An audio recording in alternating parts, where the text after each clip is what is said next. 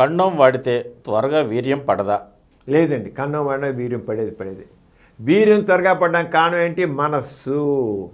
ఆ మనసులో ఉన్నటువంటి ఆ ఆదుర్దాన్ని, ఆ తహతాన్ని కంట్రోల్ చేస్తే కండం తింటే వీర్యం పడిపోతుంది.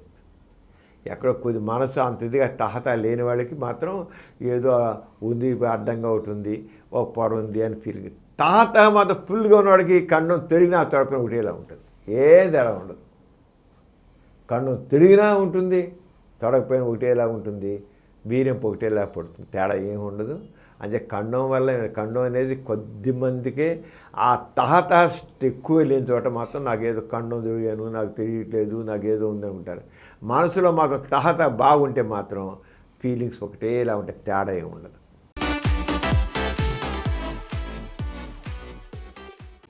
ఈ కార్యక్రమం మీకు ఎంతో నచ్చింది కదా. ఇటువంటి మరిన్ని వీడియోల కోసం అనతి కాలంలోనే 20 కోట్ల వ్యూస్ సాధించిన డాక్టర్ సమరం మల్టీ ఛానల్ నెట్వర్క్ సమర్పించు సమరం మీకోసం ఛానల్కు సబ్స్క్రైబ్ చేయండి, లైక్ చేయండి, మీ ఫ్రెండ్స్కి షేర్ చేయండి. అలాగే ప్రక్కనున్న గంట సింబల్ని ప్రెస్ చేయడం మర్చిపోకండి.